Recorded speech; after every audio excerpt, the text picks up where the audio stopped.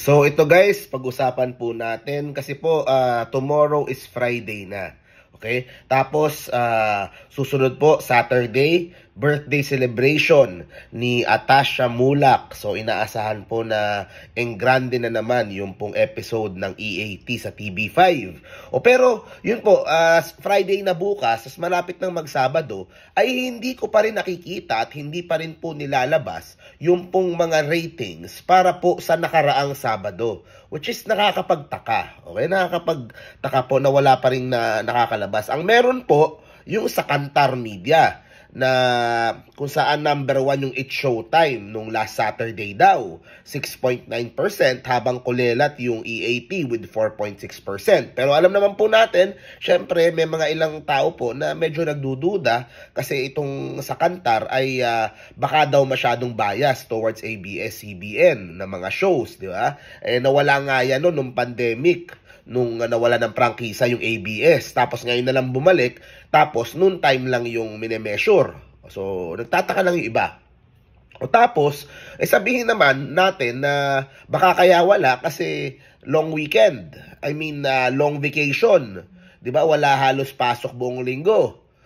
Posible naman din yon, kaya wala sigurong mga report pa. Pero nakakapagtaka dyan, ang nakalabas lang din na report ay yung ratings nung last Monday, kung saan po nanguna sa Newtam ratings yung pong sa tape Itbulaga. Okay? So sa akin, wala namang question yon, yung panalo ng tape last Monday sa Newtam. So congrats sa kanila. I think pangatlong beses pa lang po yan nangyayari simula po nung start ng July. Pero that is still an achievement for their show, di ba?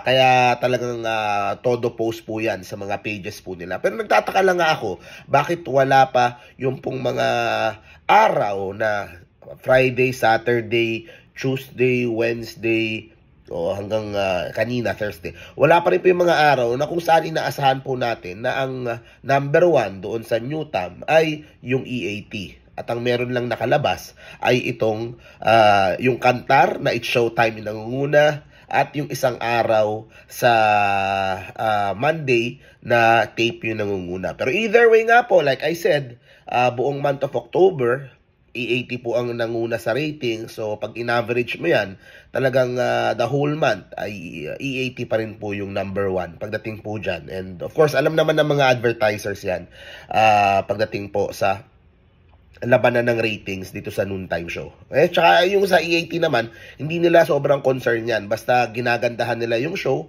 o bahala yung kabila kung anong gusto nyong ipalabas. Basta EAT, gagandahan nila yung palabas ng show.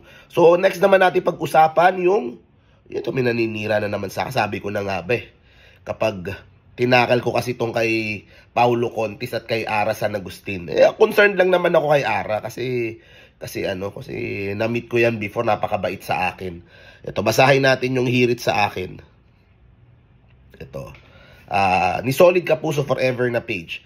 Sabi nga, kung hirap kang talunin, suspendihin mo. Ang bonjing nyo, gusto ma-MTRCB si Paulo at ang ating pinakamamahal na tahanang pinakamasaya, Itbulaga. Okay, so ginamit niya yung caption ko na kung saan nakalagay na dapat na bang pagsabihan ng MTRCB si Paulo Contis. Tingnan mo, nagpe-presume siya kaagad na gusto kong masuspinde itong sa tape. Kung pinanood mo yung live ko, sinabi ko mismo na hindi ko naman na suspindihin o bigyan ng action. Ang sabi ko lang, kung tanong pa lang nga siya kung dapat bang kausapin na parang, oy Paulo, medyo dahan-dahan naman yung mga nakaw na halik. Kasi parang medyo sumosobra na, medyo dumadami na. Kaya nga tinanong ko yung bang mga nakaw na halik na yon na tuloy-tuloy, is that acceptable sa noontime television? Kaya ako tinanong sa audience ko yun.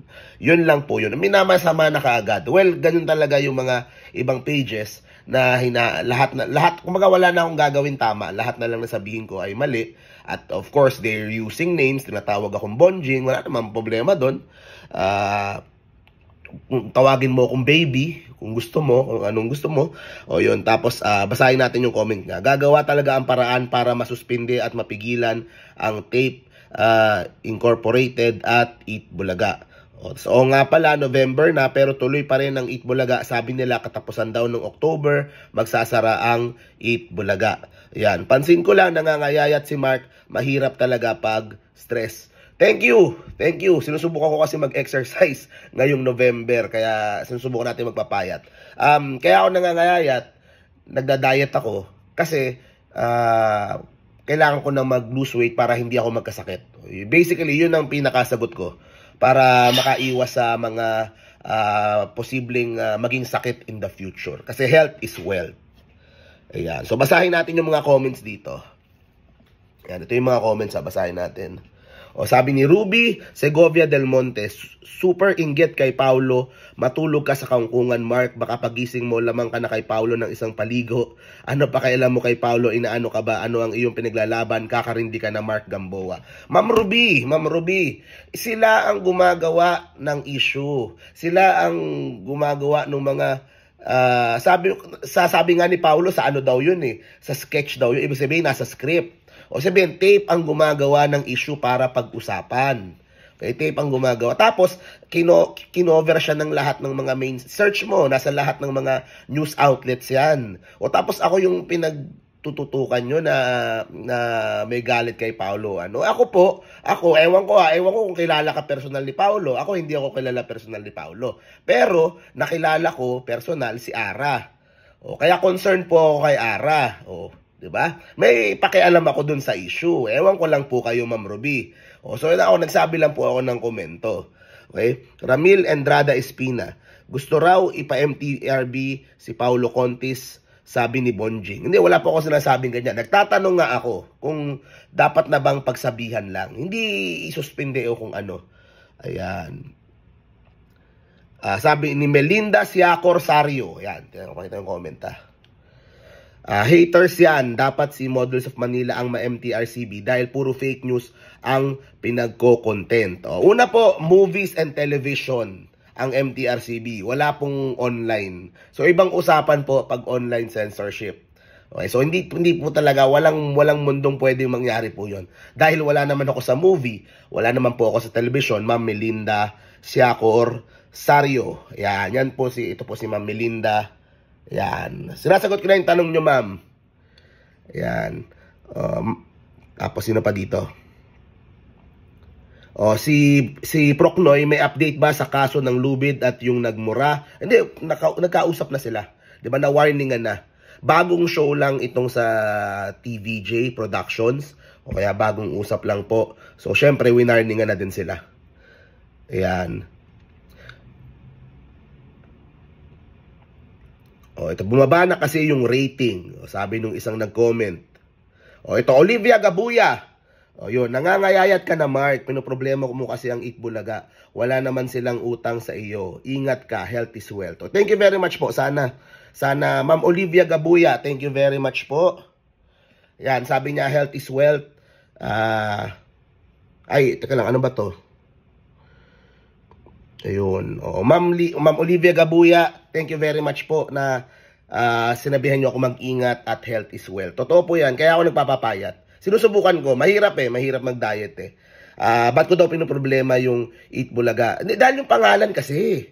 Like I said, Ma'am Olivia, kapag yung pangalan na-resolve na pinayagan na ang, kumaga wala ng problema sa TVJ na gamitin yung Eat Bulaga, wala na din akong problema sa tape. Pangako ko yan sa'yo, Ma'am Olivia. Yun, kay Paulo siguro, ang problema ko kay Paulo, yung sa hindi pagsusustento. Pero malay natin, baka nagsusustento na, diba? So, maganda yung kung sakali. So, yun lang naman. Thank you very much po. So, yun guys, thank you very much. See you po sa next video po natin. Bye-bye. See you tomorrow, mga Dabarkats. Happy Friday. Sana naman lumabas na yung ratings. Okay, bye-bye.